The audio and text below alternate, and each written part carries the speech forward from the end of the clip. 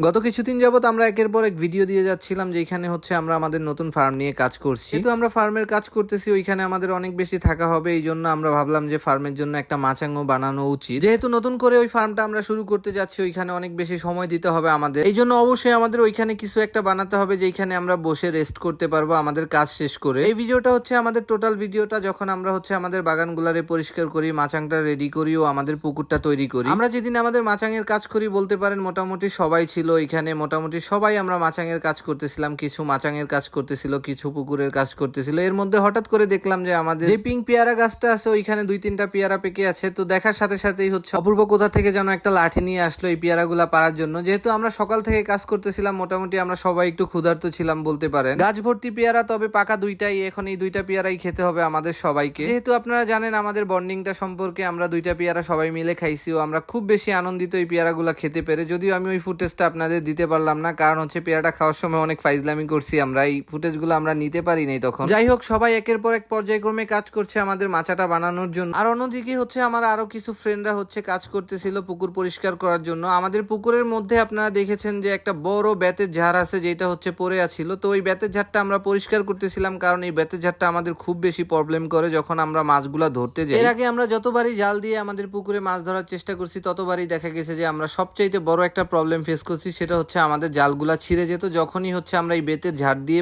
জালগুলারে টানতাম। তো লাস্টবার যখন আমরা পুকুর বানানো শুরু করি তখন আমরা চিন্তাই করে রাখছিলাম যে যখন আমরা হচ্ছে পুকুর তৈরি করব তখন এই বেতের ঝাড়টার একবারে কেটে ফেলবো, যেহেতু আমাদের এই বেতের ঝাড়টা ওই রকম ভাবে কোনো কাজেই আসতেছে না। বেতের ঝাড়টা ছাড়াও এইদিকে আমাদের দেখা যাইতেছে যে পুকুরের মধ্যে অনেকগুলা গাছপালা পড়ে আছে, যে গাছপালাগুলা দীর্ঘ সময় ধরে পড়ে আছে কিন্তু আমরা ওই রকম ভাবে নজর দিইনি আর ওইগুলা পরিষ্কারও করি নাই। তো যেহেতু আমরা বেতের ঝাড়টা পরিষ্কার করতেছিলাম আমরা ভাবলাম ওই গাছগুলারও পরিষ্কার করে ফেলি। তো যেই কথা সেই কাজ, আমরা প্রত্যেকটা গাছে উঠায় ফেলছি ও বেতের ঝাড়গুলারও পরিষ্কার করতেছিলাম সুন্দরভাবে। যেই গাছগুলারে আমরা করতে পারতেছিলাম ওইগুলারে করে ফেলছি, আর যেইগুলারে না করতে পারতেছিলাম ওইগুলার গোড়া কেটে দিছি যাতে করে এই গাছগুলা শুকিয়ে যায়। আর গত কয়েকদিন আগে ঝড়ের সময় আমাদের একটা বড় ক্ষতি হয়ে গেছিল, আমাদের একটা নারিকেল গাছ আমাদের পুকুরের ভিতরে পড়ে গেছিল, যেটার জন্য আমাদের আরো বেশি প্রবলেম হইতেছিল পুকুরে মাছ চাষের জন্য। এই জন্য আমরা ওই গাছটাকে সুন্দরভাবে কেটে দিতেছিলাম যতটুকু আমাদের পুকুরের জন্য প্রয়োজন। এছাড়াও পুকুরের মধ্যে আরো বিশাল বিশাল কয়েকটা গাছ ছিল যেই গাছগুলারে কেটেছি, কিন্তু ওই গাছগুলো একার পক্ষে নিয়ে আসা সম্ভব না। এই জন্য শুভ হচ্ছে এই গাছগুলারে বেঁধে দিতেছিল, তারপরে আমরা সবাই মিলে এই গাছগুলারে টেনে বের করে ফেলবো, এরকমই আমাদের একটা টার্গেট ছিল। শুভ সুন্দর করে এই গাছগুলারে বাঁধার পরে আমরা সবাই একত্রে হয়ে যাই এইখানে এই গাছগুলারে বের করার জন্য। এই গাছটা বাঁধার সময় আমি প্রথমে ভেবেছিলাম আমরা 2-3 জন চাইলে এই গাছটারে বের করে ফেলতে পারবো, কিন্তু যখন দেখা গেল 5-6 জন মিলে এই গাছটারে বের করতে পারতেছিলাম না তখন বুঝতে পারলাম যে আসল ব্যাপারটা কি হয়েছে।